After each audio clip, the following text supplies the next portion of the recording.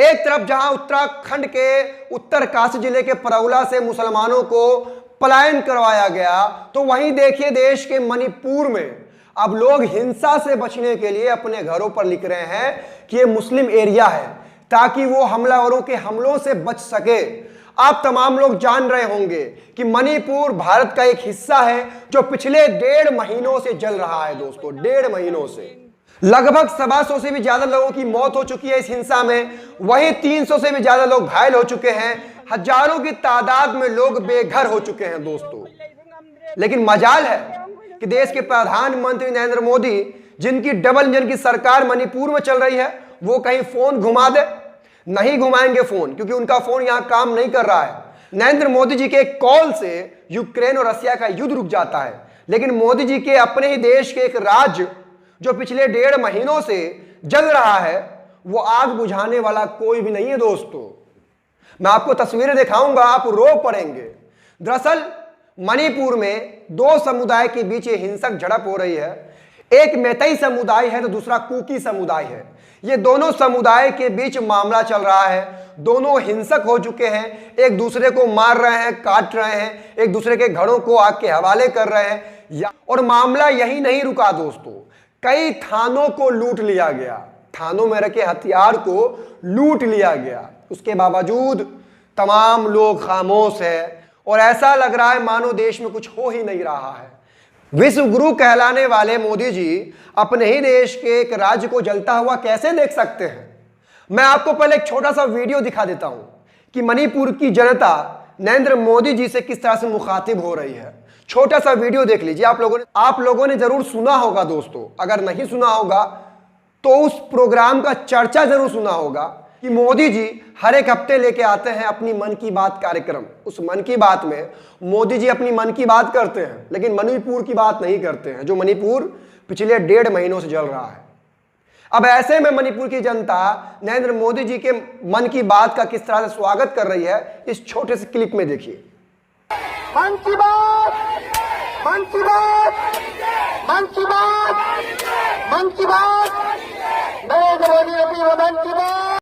दोस्तों मैं आपको पूरा मामला बताऊंगा, आखिर ये हिंसा क्यों भड़की, आखिर ये हिंसा क्यों हो रही है, मैं तमाम चीजें दिखाऊंगा। लेकिन उससे पहले एक बात समझ लीजिए, वहां के लोग अब खुद को सुरक्षित करने के लिए अपने घरों के सामने, अपने घरों पर लिख रहे हैं कि ये मुस्लिम का एरिया है, ताकि हिंसा से बच सके।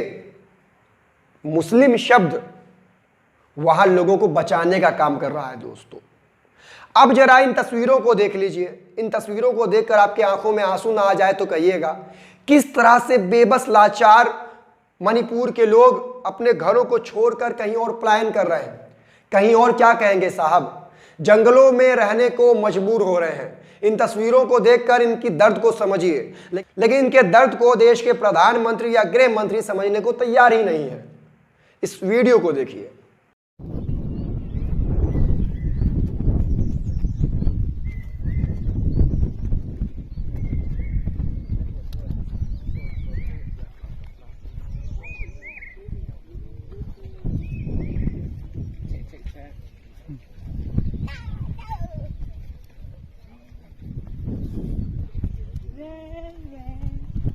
खबर में आगे बढ़ूं उससे पहले मेरे बारे में जान लीजिए। मेरा नाम है फखरे आलम फारूकी।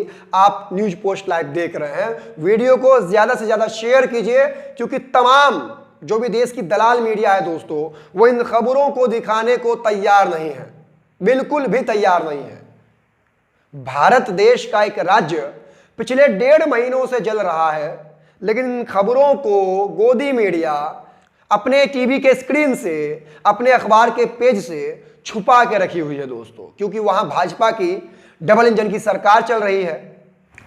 और इसके अलावा सबसे बड़ी बात और चौंकाने वाली बात दोस्तों, और सोचने वाली बात है कि हमारे देश के यशस्वी प्रधानमंत्री, जिनका सीना 56 इंच का है, जिनके कॉल से ये दावा किया जा रहा है कि रसिया और यूक्रेन का युद्ध तक रुक गया, उस प्रधानमंत्री के देश के एक राज्य को अब वहां के लोग कह रहे हैं कि वहां की हालात लीबिया सीरिया जैसी हो गई है। ये बात मैं नहीं कह रहा हूं, ये बात निशिकांत सिंह कह रहे हैं, जो पूर्व लेफ्टिनेंट जनरल हैं अपने ही देश के, लेफ्टिनेंट जनरल जिनका नाम निशिकांत सिंह है, उनका कहना है कि मणिपुर में लीबिया और सीरिया जैसी खतरनाक हालात हो गए हैं। क्या कोई सुन रहा है? कोई नहीं सुन रहा है दोस्तों, कोई भी नहीं सुन रहा है। आखिर इन खबरों को छुपाने दबाने की वजह क्या है, आप लोग जानते हैं? कमेंट में जरा बताइए। ऐसे मैंने एक कारण बताया है, क्योंकि यहां भाजपा के डबल इंजन की सरकार चल रही है। मेरे ख्याल से यह एक बड़ी वजह है कि गोदी मीडिया, चाटुकार मीडिया, दलाल मीडिया इन खबरों को, इन तस्वीरों को छुपा कर रखी हुई है दोस्तों।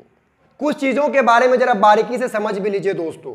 मणिपुर के हिंसा में भाजपा के नेता कितने सुरक्षित है, यह भी आपको जानना बेहद जरूरी है दोस्तों।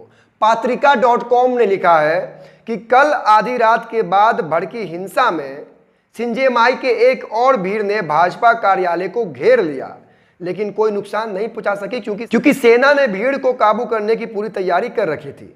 इसी तरह इम्फाल में पोरमपेट के पास भाजपा महिला विंग की अध्यक्ष शारदा देवी के घर भी भीड़ ने तोड़फोड़ करने की कोशिश की, लेकिन वहां भी सुरक्षा बलों ने भीड़ को कंट्रोल कर लिया। 2 दिन पहले ही केंद्रीय मंत्री आर.के. रंजन सिंह के घर पर भी भीड़ ने हमला किया था और गुरुवार रात को इसे जलाने का प्रयास किया गया था। जिस तरह से भीड़ चुन चुन कर भाजपा के नेताओं पर हमला कर रही है, इसे देखकर ऐसा लगता है कि लोग सरकार से काफी नाराज हैं दोस्तों। और अब इसके अलावा भी कुछ और जान लीजिए। पुलिस स्टेशन से लूटे गए 4000 हथियारों में से अभी तक महज 1000 हथियार ही बरामद हो सके हैं। बताइए, पुलिस स्टेशन से 4000 हथियार लूट लिए गए।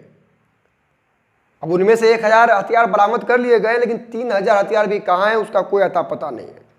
जबकि गृह मंत्री ने तलाशी अभियान के बाद हथियार मिलने पर सख्त कदम उठाने की घोषणा की थी, जो यह बताने के लिए काफी है कि मामला कितना गंभीर होता जा रहा है। अब यह पूरा मामला क्यों हो रहा है यह भी जान लीजिए।